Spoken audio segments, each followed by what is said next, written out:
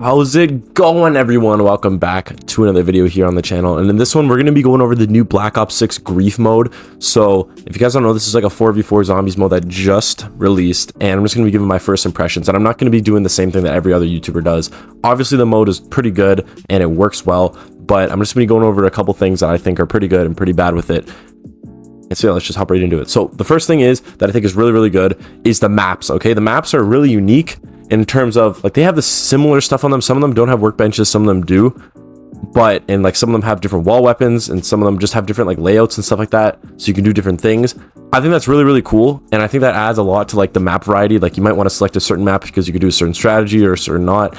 The layouts are all really unique. There's different choke points, and I think that's really good. Like, they made the map variety really good, and the maps all play super well. I've played on all the maps except for the Dark Ether Nexus, so that's all I can really say. The maps are really good in it, and I would not say there needs to be any improvement. I think the maps are just perfect exactly how they are. They all play well, they all play differently, but they all play very well, and you can do a lot in them. So very good maps. Really small, but super good. Like, you have some small maps like the tomb spawn room, but then also the island is pretty big, so like just a lot of good maps overall.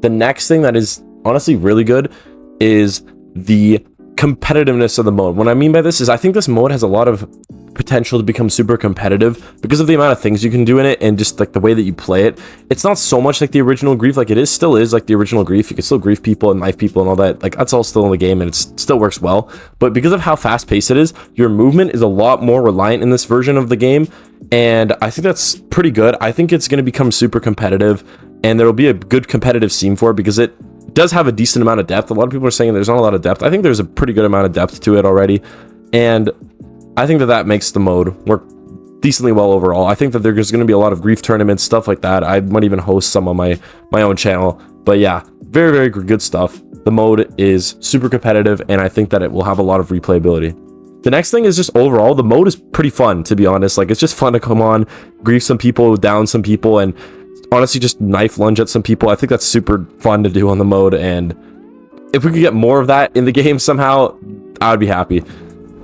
Now, one last thing I do just want to point out about how fun this mode is the mode has a lot of strategy to it. And what I mean by that is there's a lot of different things I've already discovered on how to do on the mode, like just different chopper gunner strategies and vermin strategies, just different things that you can do. There's a lot of different tech to it, and I think it's just only going to get better and better as time goes on, so that's really good. Okay, so guys, now with all the good, we have to talk about something that need to improve, okay, and very soon. Number one, get rid of gobblegums. I think gobblegums are shit in the mode. I don't think they work, and I think that, you know, even if you just have the little ones, like the max ammo power-ups or the shields up, it's still a random disadvantage that just, it feels like if one team's using them, you also have to use them, and I just don't feel like using them. I think that the mode already has enough crutches to it. When you're up in the high rounds and people are going down, all everyone is doing is spamming Ether Shroud, Frenzy Guard, Lightning Links, or whatever that one's called, the Tesla Storm, Healing Aura, and then they're also spamming all their gobblegums. They all have Phoenix up, over there, or whatever it is, nowhere but there, fucking Perkaholic. Like, everyone's just spamming everything on top of everything else, and no one can die. No one can literally die unless it is a really high round and people are just like flopping around and just dying every single second. Literally, if your team is good and you guys are fully set up, it is very hard to die, and I think that gobblegums only play into that, so get rid of them completely, in my opinion, in the mode, or at least only leave the whimsicals. Next thing that needs to change is the penalty for people leaving. I've heard about this before. I think there should be a penalty in leaving the game. You cannot join another grief game or even another zombies game for another like 20 minutes if you leave the game, because fuck, man, it's so annoying when you just leave the game with a bunch of people and you can't do anything when you're in solo and you're going against 4 other players.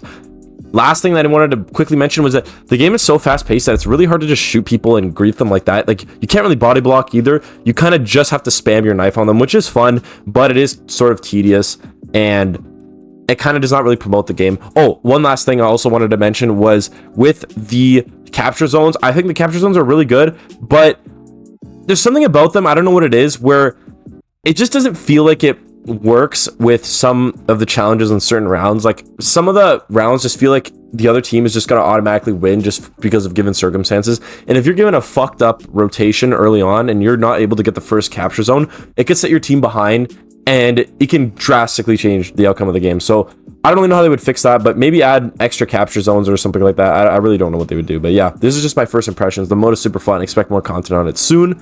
I'll catch you guys in the next one. Peace.